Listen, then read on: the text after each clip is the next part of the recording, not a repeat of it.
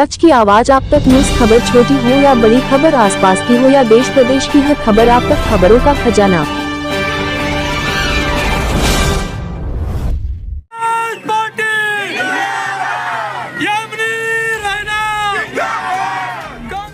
कांग्रेस प्रत्याशी यामिनी रोहिल्ला ने वार्ड 8 आदर्श नगर में साथी समर्थक संग किया जनसंपर्क। हरबटपुर नगर पालिका चुनाव में कांग्रेस पद पर अध्यक्ष प्रत्याशी यामिनी रोहिल्ला के संग साथी समर्थकों ने आज वार्ड नंबर 8 आदर्श नगर के आसनपुर के समीप की बस्ती में जनता के बीच पहुंचकर अपने हित में वोट करने की अपील की और उनके साथ समाज सेवी नीरज रोहिल्ला भी जनता से यामिनी रोहिल्ला के लिए वोट की अपील करते नजर आए। हाँ जी, बिल्कुल करेंगी। पहले तो महिलाओं की बात है। महिलाओं ने जितना आज जो ओबीसी महिला सीट हुई थी इस चुनाव के दौरान, तो उसी में ही हमने महिलाओं ने भी देखा कि सत्य और असत्य में क्या डिफरेंस है। उन्होंने देखा कि आज एक महिला दूसरी महिला को नीचे गिराने के लिए और चुनाव में ना लड़ने के लिए पूरी कोशिश करी।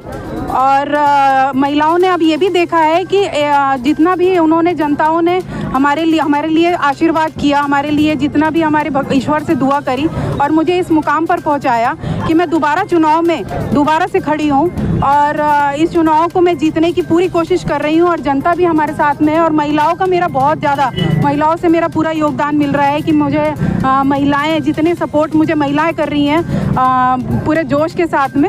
और मैं भी कोशिश करूंगी, मैं भी अपील करना चाहूँगी सम्मानित जनता से कि वो मुझे पूरा सहयोग करें। और मेरे जो जितने भी बुजुर्ग हैं और जितने भी साथी हैं जो युवा हैं, मैं उनसे भी गुजारिश करना चाहूँगी कि वो मेरा पूरा साथ दें, जैसे कि उन्होंने कंधे से कंधा मिलाकर मेरा आगे भी दिया है, आगे भी मेरा साथ देंगे और मुझे चेयरमैन की सीट पर पूरा बिठाने की पूरी वो करेंगे। खास करके महिलाएं जो की बात आप कर रहे हैं, महिलाएं जब आप जो है आप जीत जाती हैं तो महिलाओं के लिए क्या आप विशेष करेंगी? मैं महिलाओं के लिए पहले तो ये कहना चाहूँगी कि जो भी सरकारी विभिन्न योजनाएं आती हैं मैं उन तक पूरी तरह पहुँचाने की कोशिश करूँगी। और जिन भी महिलाओं का जो घर से बाहर नहीं निकल पाती हैं तो उनके लिए मैं घर पे बैठकर उनके लिए रोजगार की पूरी सुविधा प्राप्त करवाने की पूरी कोशिश करूँगी। क्षेत्र में जैसे कि एक युवाओं में एक नशे की प्रवृत्ति भी है जी, खास करके, हालांकि सरकार या प्रशासन भी लगातार इन पर कार्रवाई करती रहती है। जी, जी। आप नगर पालिका में जब आप अध्यक्ष पद बन के आ जाएंगे तो आप उस और क्या कदम उठाएंगे? जी, पहले तो मैं घर घर जाकर युवाओं को पहले तो ये समझाना चाहूँगी कि जो नुकसान आज युवाओं को हो रहा है, जिन परिवारों में जो परिवार ने अपने बच्चों को खोया है, उन परिवारों को हम जानते हैं, बहुत सारे परिवारों को, जो उनके लिए बहुत बड़ी दुख की बात है। और मैं उन युवाओं के लिए कुछ अलग अलग जो भी योजनाएं होती हैं जो हमारे को राष्ट्रीय पार्टी से मिलेगी, सरकार से मिलेगी, हम पूरी तरीके से कोशिश करेंगे कि उन तक हम पहुंचाएं। और मैं ज़्यादा से ज़्यादा उन्हें नॉलेज देने की कोशिश करूंगी कि वो इस नशे की तरफ ना जाकर अपने हरबटपुर को, अपने भारत देश को ऊंचाई की तरफ पहुंचाएं। यामिनी जी, जैसे कि अभी कुछ दिन पहले सत्ताधारी पक्ष के मुख्यमंत्री जी ने हरबटपुर में जो दौरा किया है, क्या देखते हैं कि उससे आपके कुछ चुनाव प्रभाव पड़ता है या नहीं पड़ेगा?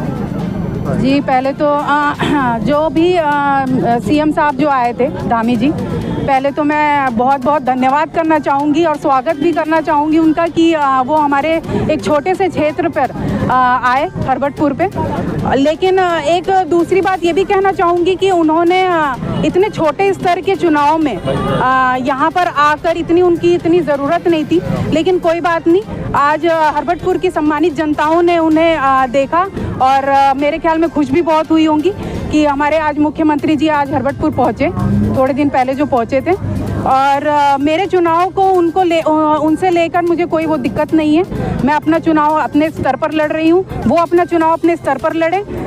मैं इससे डरती नहीं हूँ और जनता, सम्मानित जनता मेरे साथ में है, मुझे इस चीज़ का विश्वास है। तो आप जनता से इस विषय में क्या अपील करना चाहेंगे?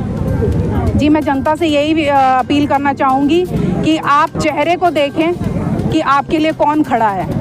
ऐसा ना हो कि आप किसी ऐसे बंदे को क्या बोलते हैं चुनाव हरा दें या जिता दें कि आपके लिए ये नुकसान हो जाए बाद में कि वो दरवाजे ही बंद कर दे चुनाव जीतने के बाद में। तो आप लोगों के लिए मैं जनता से यही अपील करना चाहूँगी कि आप लोग इस चुनाव में ये चीज़ ध्यान रखें कि आपके लिए कौन सबसे पहले 24 घंटे खड़ा हो।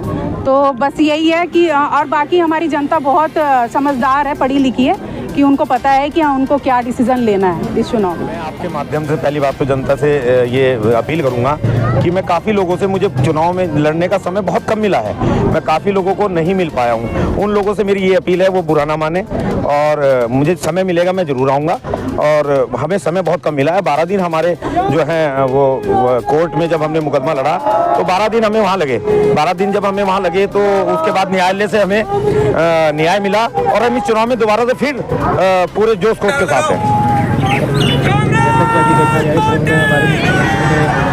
रोड शो किया है नगर पालिका चुनाव में और अपने प्रत्याशी के लिए उन्होंने वोट की अपील भी की है, इसको आप कैसे देखते हैं? भाजपा के मुख्यमंत्री हैं वो, लेकिन प्रदेश के मुख्यमंत्री भी हैं वो, हम उनका स्वागत करते हैं। वो केवल एक पार्टी के मुख्यमंत्री नहीं है, वो भाजपा से चयनित होकर आए हैं, लेकिन प्रदेश की प्रत्येक जनता के मुख्यमंत्री हैं वो ये कह रहे थे डबल इंजन ट्रिपल इंजन। मैं उसका आपको जवाब देता हूँ। जब भाजपा की सरकार है, वो ये कह रहे थे कि भाजपा की सरकार अगर सेंटर में है, फिर भाजपा की सरकार प्रदेश में है, तो काम केवल भाजपा की सरकार ही कर पाएगी, कांग्रेस का प्रत्याशी काम ही नहीं कर पाएगा। अगर ऐसा होता तो चक्रोतम में प्रीतम सिंह जी कैसे काम कर रहे हैं? वो तो कांग्रेस के विधायक है। तो ऐसा कुछ नहीं है, सरकार हमारी भी है, भले ही हम दूसरी पार्टी के हैं। सरकार जनता का काम करेगी, इसका मतलब खाली बीजेपी का काम करेगी? उसको तो सरकार को जनता का काम करना है, वो फिर भी करेगी हमारा काम। तो लगातार आप क्षेत्र में बढ़त बनाए हुए हैं, जनता के भी संपर्क कर रहे हैं, कैसा रुझान आपको प्राप्त हो रहा है? जनता को झूठ और सच का पता चल गया है। जनता इसलिए हमारे साथ है क्योंकि हमने सत्य की लड़ाई लड़ी है। एक व्यक्ति ये चाहता था कि केवल हम ही चुनावी मैदान में रहें, उन्होंने लोगों के वोटों का अधिकार छीन लिया था। मान लिया कुछ लोग मुझे वोट देना चाह रहे थे, वो तो बेचारे रुस गए थे ना, वो वोट कैसे डालते? उनका अधिकार ही छीन लिया था। लोकतंत्र की जीत हुई और लोगों को अब वोट देने का मौका मिला है।